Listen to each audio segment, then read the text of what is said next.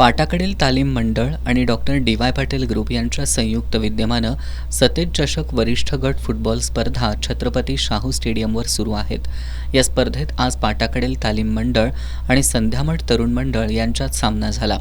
या सामन्यात पूर्वार्धापासूनच पाटाकडील तालीम मंडळाच्या नबी खान, ओंकार मोरे, ऋषिकेश मेथे पाटील, अनशद अली यांनी आक्रमक चढाया केल्या. सामन्याच्या 7व्या मिनिटाला ओंकार मोरेनं गोल करून संघाला 1-0 अशी आघाडी मिळवून दिली.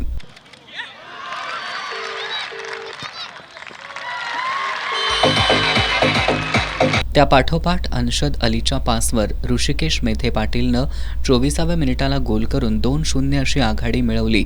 पुन्हा 32व्या मिनिटाला ऋषिकेश मेथे पाटीलनं मैदानी गोल नोंदवून संघाची आघाडी 3-0 अशी भक्कम केली. पाटाकडील तालीम मंडळाच्या खेळाडूंनी जोरदार चढाया करत संध्यामठची बचाव फळी खिळखिळी केली. या संघाच्या नबी खान यानं मारलेला एक फटका संध्यामठच्या गोल खांबाला लागून पुन्हा मैदानात आला. त्यानंतर या चेंडूवर ऋषिकेश मेथे पाटील यानं ताबा मिळवत पुन्हा चेंडू गोल जाळीत मारला. या गोलमुळे संघाची गोलसंख्या 4 वर पोहोचली. तसंच ऋषिकेश मेथे पाटीलचीही हॅट्रिक झाली.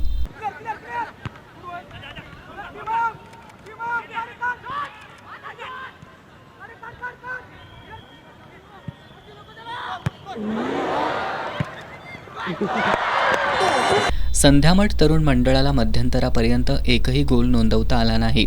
मध्यंतरापर्यंत हा सामना 4-0 असा राहिला.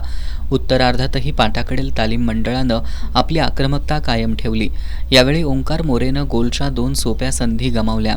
अखेर ऋषिकेश मेथे पाटीलच्या पासवर ओंकार पाटीलनं सामन्याच्या 74व्या मिनिटाला गोल करून संघाची आघाडी 5-0 अशी केली.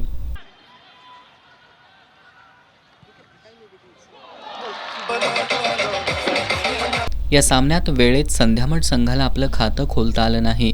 अखेर पाटाकडील तालीम मंडळानं हा सामना 5-0 असा एकतर्फी जिंकून उपांत्य फेरी गाठली. या सामन्यात हॅट्रिक करणारा पाटाकडील तालीम मंडळाचा ऋषिकेश मेथे पाटील हा सामनावीरचा मानकरी ठरला.